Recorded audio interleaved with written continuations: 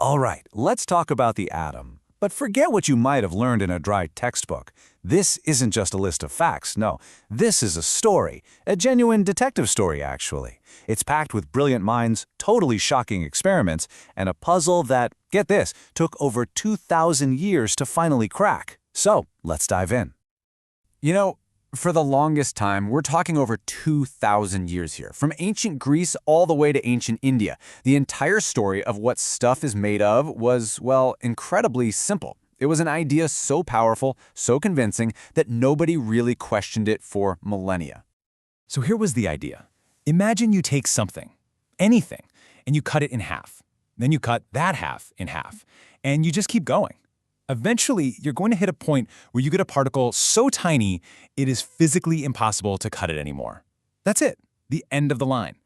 The ancient Greeks had a great word for this, atomos. It literally means uncuttable or indivisible. And that one simple idea, it held strong for centuries. But then something happened. Technology finally started to catch up with the theory. For the first time, scientists could build tools powerful enough to actually, try and crack one open. They were about to knock on the atom's door, and believe me, what they found inside was going to change everything. I mean, just look at this timeline. Look at that gap. For more than 2,000 years, the atom was just a concept, a black box. Nobody knew what was inside. And then, bam, in just a few short decades at the tail end of the 1800s, that box wasn't just opened. It was smashed to pieces, and a flood of new discoveries just came pouring out. Okay, so this is where our story gets its first major plot twist. That unbreakable atom? Yeah, it broke. Turns out, it wasn't the fundamental particle after all. It was actually made of even smaller pieces. The rulebook was thrown out. The game had completely changed. And here they are, the new cast of characters in our atomic drama. You've got this tiny, zippy negative particle, the electron. Then there's a much heavier positive particle, the proton. And finally, a heavy particle with no charge at all, the neutron. So now the million-dollar question was, okay, how are all these things put together inside the atom? So, the first scientist to take a real crack at this puzzle was J.J. Thomson, back around 1897. Now, Thomson was the guy who discovered the electron, so he had a personal stake in this. He had to figure out, okay, I've found this negative thing, but atoms are neutral. How does that work? And this is the model he came up with. So what he pictured was this. The atom is basically a sphere of positive stuff, just a diffuse blob of positive charge. And stuck inside that positive goo were the tiny negative electrons. And to help everyone get their heads around it, he came up with a couple of pretty tasty analogies. Yeah, so depending on where you're from, you can picture it as a watermelon, where the red fruity part is the positive charge and the black seeds are the electrons. Or you could think of it as plum pudding. The cakey part is the positive and the raisins are the electrons. The idea is exactly the same. A big soft blob of positive charge with negative bits stuck in it. It was a really simple, kind of elegant solution, and it was totally 100% wrong. And this brings us to what might be one of the most important experiments in the history of science, period. And the best part? It was carried out by J.J. Thomson's own student, a guy named Ernest Rutherford. He set up this experiment with one goal in mind, to prove his mentor's plum pudding model was correct. But what he found? Well, it didn't just disprove it, it absolutely demolished it. So the experiment itself was pretty straightforward, at least in concept. What he did was, he fired these tiny, heavy, positive particles. They're called alpha particles, but just think of them as microscopic cannonballs. He shot them at a ridiculously thin sheet of gold foil. I mean, so thin it was just a few thousand atoms thick. And the expectation was simple. Those little cannonballs should just punch right through. See, if the plum pudding model was right, that positive charge in the gold atoms would be all spread out, like a mist. It wouldn't be nearly strong enough to stop these alpha particles. They should have all just sailed right on through. But that is not what happened. Sure, most of them did go straight through, but some of them got deflected at weird angles, and a very, very tiny fraction did something impossible. They bounced straight back. Now we're talking about a tiny number here. Only about 1 in every 12,000 particles bounced back. But that was enough. It was completely unbelievable. Rutherford's famous quote on this was that it was as incredible as if you fired a 15-inch shell at a piece of tissue paper and it came back and hit you. There was only one explanation.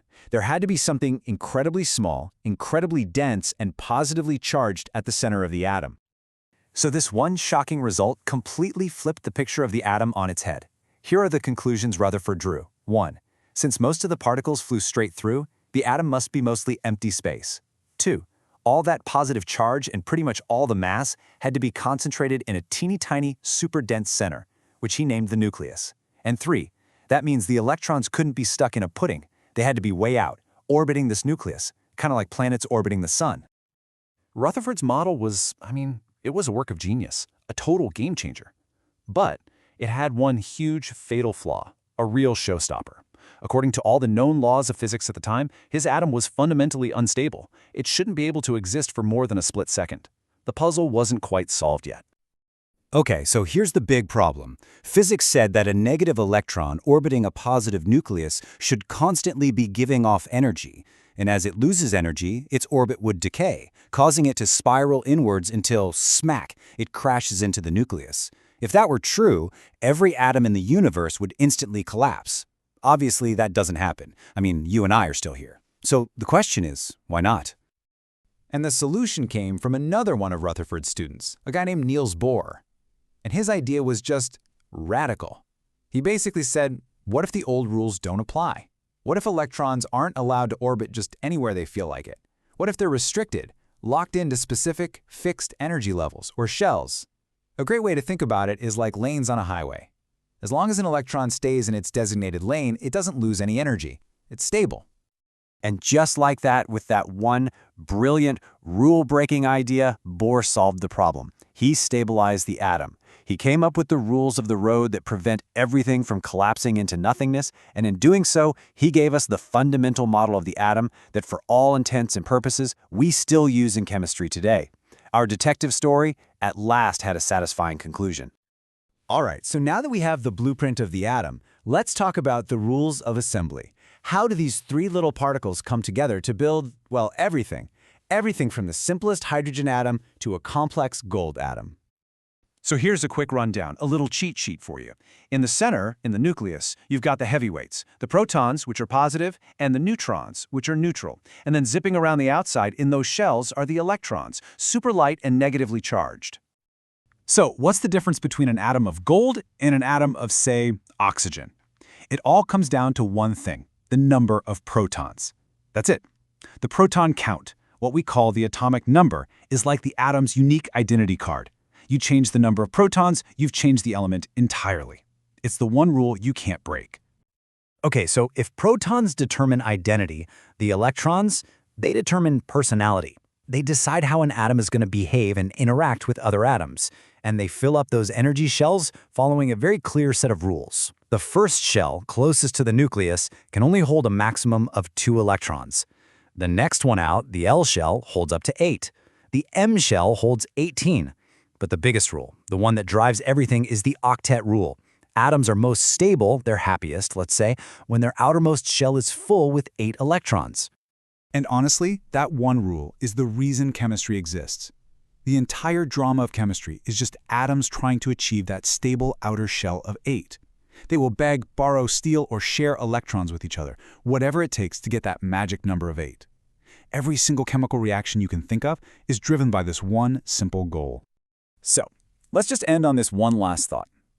You and I, we're made of atoms, right? The identity of those atoms, the carbon, the oxygen, the hydrogen that make us up, that's locked in by the protons deep in their core. It's unchanging.